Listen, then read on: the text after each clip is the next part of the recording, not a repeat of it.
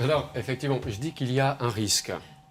Je dis qu'il y a un risque qu'on pousse des personnes âgées, justement déprimées ou en deuil, qui coûtent cher économiquement. On le dit de plus en plus, hein, on est en train de se faire beaucoup de soucis pour notre retraite, pour la caisse AVS.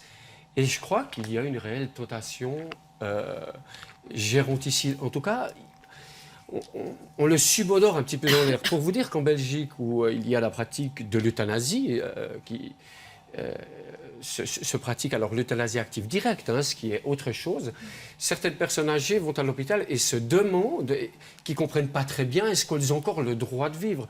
Donc ça crée, si vous voulez, un climat insécurisant dans la société, et je pense que ça met une pression sur les personnages. Et maintenant, moi, je comprends très très bien hein, qu'on ait envie de soulager ces souffrances. Et c'est le rôle de la médecine, de soulager les souffrances. Mais je pense que de le faire en allant jusqu'à aider quelqu'un à se suicider, c'est contraire à l'éthique médicale, en tout cas à mon avis.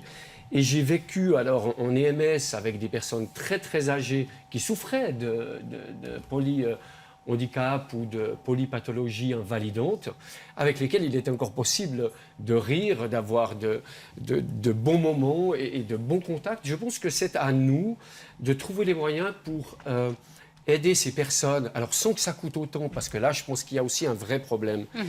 Mais c'est à nous de trouver les moyens Alors... Et là, vous parliez d'aide psychiatrique. Je pense qu'il y a d'autres aides que les aides psychiatriques. Il y a des aides sociales, il y a des aides psychologiques, il y a des aides familiales.